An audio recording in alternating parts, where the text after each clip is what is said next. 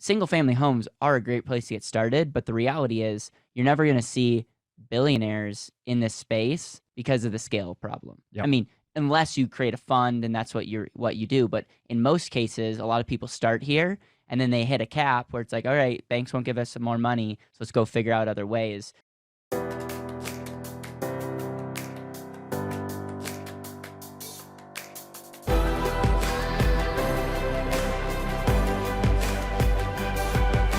This is Better Wealth with Caleb Guilliams. We're going to be talking about single-family homes, what is it, the pros of it, the cons of it, and really summarize, is this something that you should do as it relates to real estate investing?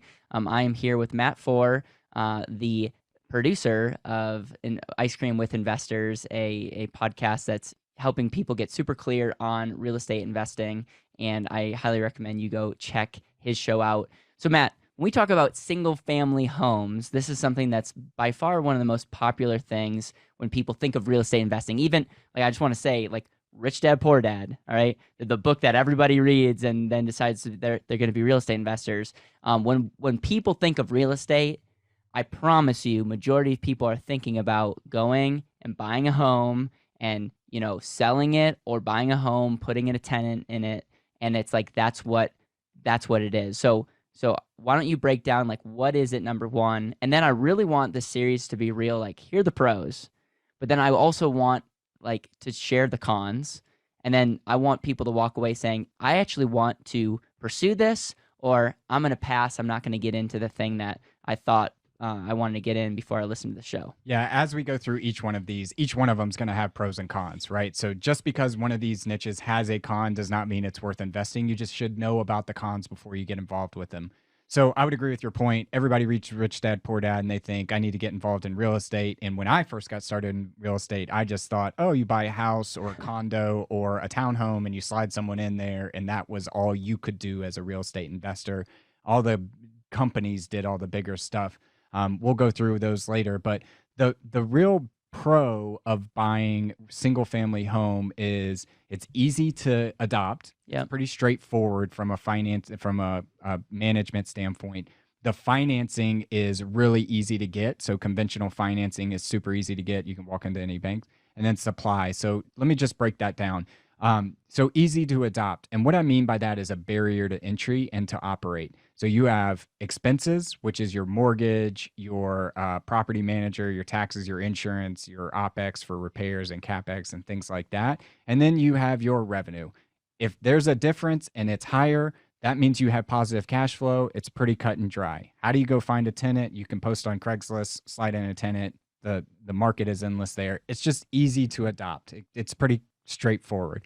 The second benefit is conventional financing. And what I mean by that is you can walk into any bank anywhere in the country, all across the world, basically, and banks just want to lend money out on real estate because they know it's a asset that will appreciate over time. They love owning property. They also just get it. So you can put down as little as 3.5% and buy a investment property. You can put down as much as 20%. If you are a veteran in the United States, there are different loans out there. If you're a farmer in the United States, there are different loans out there. If you live in a certain segment of the county, there are different. I mean, the financing options are just easy to do, and banks are plentiful out there. As long as you have a steady income, there's money out there to invest in single family homes. And then the last one is just supply. I mean, when we think about the amount of homes in this country, I would probably put that at like 70 to 80 million. I don't know if that's right, but that just seems like a right number for me. So the supply is plentiful out there. And not only that, but the access to the supply is also plentiful. So you're thinking realtor.com, Zillow.com, Trilio, MLS, going to a local realtor. I mean, the supply is just endless. So again, just to kind of break down the benefits, it's easy to adopt. The business model is straightforward. Yep. The financing out there is plentiful, and the supply is plentiful. And when we look at even housing prices going up and how it's correlated to interest rates, you can tell that house prices, single family homes are very much tied to the ease of accessing money. And it truly is. It's as an entrepreneur, it's kind of frustrating because it's like people that are way less investment savvy are able to get loans pretty easily from the bank. And as a result, they're able to start a life and a family and potentially start an investment, which is incredible. And then the other thing is the supply.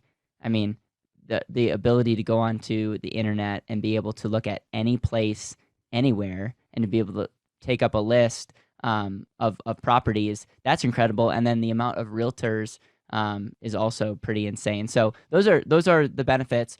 But let's talk about the cons to single family investing. And I also want to just again highlight we did a 3 rules to real estate investing, and you pretty much opened this whole thing up with cash flow is king.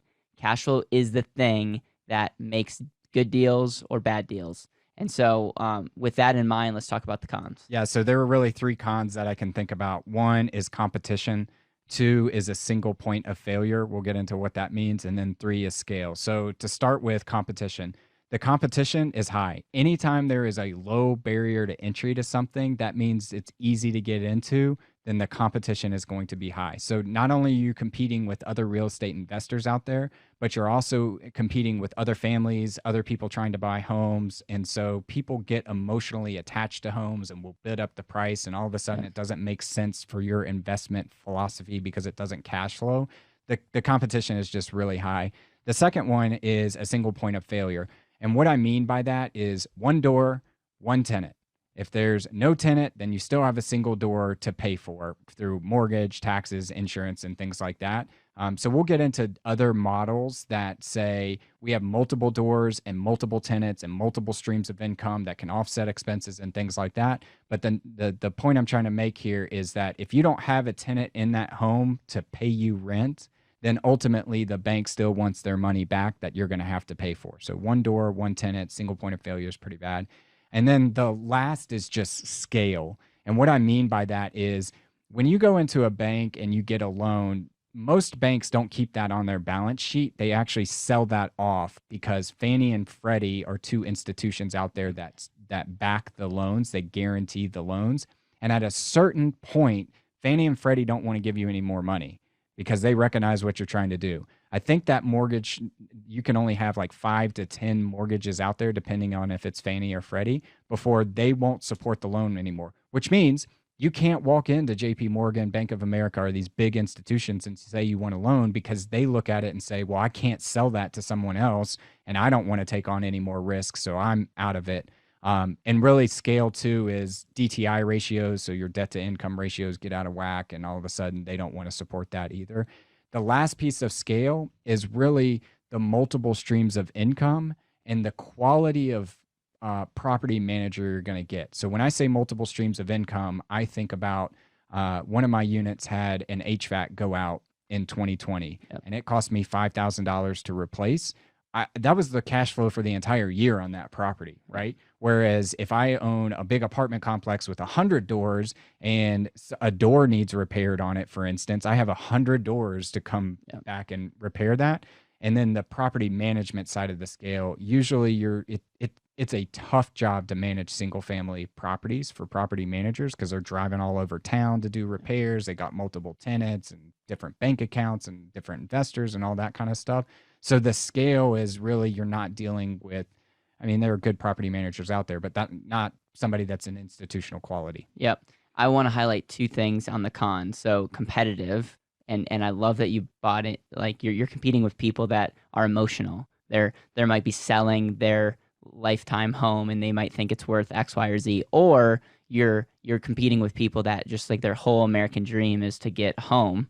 And so they'll pay pretty much whatever they can, and they're not looking at it as an investment. They're looking at it as a dream home. And so that's something to highlight. But then the other thing is scale. And I would say we're not giving any investment advice or real estate advice. I want to make myself very clear. But single family homes are a great place to get started. But the reality is you're never going to see billionaires in this space because of the scale problem. Yep. I mean, unless you create a fund and that's what you do. But in most cases, a lot of people start here and then they hit a cap where it's like, all right, banks won't give us some more money, so let's go figure out other ways. But probably one of the biggest pros is the financing. And if you can be creative or do that financing and get 30 years, the numbers in most cases, like what the upside is versus what the downside, it's highlighted as a place and a great asset class to start off. Yeah, and that would be how I would summarize single family homes. I started in single family homes. I have no beef against them or anything like that. I think if you are looking to get involved and dip your toe into real estate investing and you know you need to diversify your income streams and things like that, single family homes are a fantastic place to start. And it forces you to save money and it forces for a down payment and things like that. And it will give you some cash flow and give you some appreciation. It's a fantastic place to start. All right, so share this episode with someone that you know who wants to learn more about real estate investing and they're thinking about getting into single family homes. Ice Cream with Investors is the podcast that Matt is producing. You're bringing on incredible guests, and then you're also breaking down the scoop of the week, which is a lot of fun to see that develop. So go check out his podcast, subscribe, and we thank you for tuning in and listening to Better Wealth with Matt Fore.